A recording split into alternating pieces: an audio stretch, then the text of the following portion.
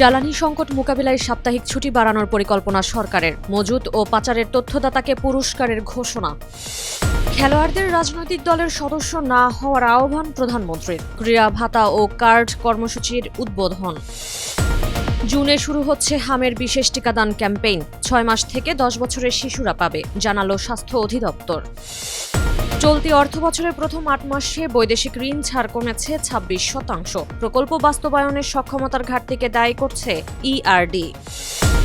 যুক্তরাষ্ট্রকে নিজ ঘরের বিক্ষোভের দিকে নজর দেওয়ার পরামর্শ ইরানের। তেহরানের তেল ও খার্ক দ্বীপ নিয়ন্ত্রণে নেওয়ার হুঁশিয়ারি ট্রাম্পের। স্বাগত জানাচ্ছি দ্য বিজনেস স্ট্যান্ডার্ড এর নিয়মিত আয়োজন টিভিএস রাত 8টার সংবাদে। সঙ্গে আছি তামান্না খন্দকার। দেখছিলেন সংবাদ শিরোনাম, এবার বিস্তারিত। জ্বালানি সরবরাহে ঘাটতি ও ব্যয় বৃদ্ধি সামাল দিতে সাশ্রয়ী নানা পদক্ষেপ বিবেচনা করছে সরকার। এর অংশ হিসেবে সরকারি চাকুরিজীবীদের সাপ্তাহিক ছুটি বাড়ানোর বিষয়টি এসেছে আলোচনায়। সংশ্লিষ্ট সূত্রে জানা গেছে, পরিস্থিতি মোকাবিলায় ওয়ার্ক ফ্রম হোম চালু করা বা অফিস সময়সূচিতে পরিবর্তন আনার বিষয়ে ভাবছে সরকার। জ্বালানি সাশ্রয়ের লক্ষ্যে ইতোমধ্যে সব সরকারি সংস্থাকে নিজ নিজ প্রস্তাবনা তৈরি করতে বলা হয়েছে। এসব প্রস্তাব আগামী মন্ত্রিসভা বৈঠকে উপস্থাপন করা হবে। এদিকে জ্বালানি তেলের অবৈধ মজুত ও পাচারকারীদের সম্পর্কে স্থানীয় প্রশাসনকে সঠিক তথ্য দিলে তথ্যদাতাকে সর্বোচ্চ 1 লাখ টাকা পুরস্কার দেওয়ার ঘোষণা দিয়েছে সরকার। 30 মার্চ জ্বালানি ও খনিজ সম্পদ বিভাগ এক সংবাদ বিজ্ঞপ্তিতে এই সিদ্ধান্তের কথা জানায়। রাজনীতি থেকে দূরে অবস্থান করে ক্রীড়াবিদদের খেলাধুলায় মনোযোগ দেওয়ার আহ্বান জানিয়েছেন প্রধানমন্ত্রী তারেক রহমান। 30 মার্চ প্রধানমন্ত্রীর কার্যালয়ে আয়োজিত ক্রীড়া কার্ড ও ভাতা বিতরণ কর্মসূচির উদ্বোধনী অনুষ্ঠানে এই আহ্বান জানান তিনি।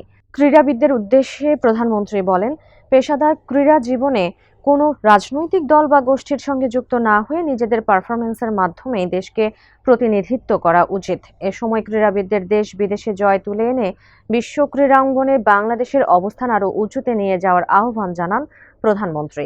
বলেন, দেশপ্রেম, দৃঢ় মানসিকতা ও দলগত চেতনা থাকলে সাফল্যের পথে কোনো বাধা টিকতে পারে না। অনুষ্ঠানে 129 জন ক্রীড়াবিদদের হাতে কার্ড তুলে দেন প্রধানমন্ত্রী। একই সঙ্গে আন্তর্জাতিক পর্যায়ে সাফল্য অর্জনকারী ক্রীড়াবিদদের দেন সম্মাননা। দেশে হামের সংক্রমণ বৃদ্ধি পাওয়ায় রুটিন টিকাদান কর্মসূচির বাইরে অতিরিক্ত একটি বিশেষ ক্যাম্পেইন শুরু করতে যাচ্ছে সরকার। জুনের প্রথম সপ্তাহ থেকে 1 মাস ব্যাপী এই কর্মসূচির মাধ্যমে অন্তত 2 কোটি শিশুকে টিকার আওতায় আনার লক্ষ্য নির্ধারণ করা হয়েছে। 6 মাস থেকে 10 বছর বয়সী শিশুরা এই বিশেষ ক্যাম্পেইনের আওতায় টিকা পাবে। 30 March national immunisation technical advisory কমিটির সভায় এই সিদ্ধান্ত নেওয়া হয়। টিভিএসকে বিষয়টি নিশ্চিত করেছেন স্বাস্থ্য অধিদপ্তরের রোগ নিয়ন্ত্রণ শাখার পরিচালক হালিমুর রশিদ। জানান, ক্যাম্পেইন সফলভাবে বাস্তবায়নের জন্য মাঠ পর্যায়ের স্বাস্থ্যকর্মীদের দেওয়া হবে প্রশিক্ষণ। পাশাপাশি মাইক্রো প্ল্যানের মাধ্যমে কোন এলাকার কতজন শিশুকে টিকার আওতায় আনা হবে সে অনুযায়ী প্রণয়ন করা হচ্ছে পরিকল্পনা। চলতি অর্থবছরের প্রথম 8 মাসে দেশে বৈদেশিক ঋণের অর্থ ছাড়ের পরিমাণ উল্লেখযোগ্য হারে কমেছে। অর্থনৈতিক সম্পর্ক বিভাগ ইআরডি সবশেষ হালনাগাদ প্রতিবেদন অনুযায়ী গত অর্থবছরের একই সময়ের তুলনায় এবার ঋণ ছাড় কমেছে 26%। 30 মার্চ ইআরডির প্রকাশিত প্রতিবেদন থেকে জানা যায়, চলতি অর্থবছরের জুলাই-ফেব্রুয়ারির সময়ে উন্নয়ন সহযোগীরা মোট $3.053 বিলিয়ন ঋণ ছাড় করেছে। অথচ গত অর্থবছরের একই সময়ে এই ছাড়ের পরিমাণ ছিল $4.134 বিলিয়ন।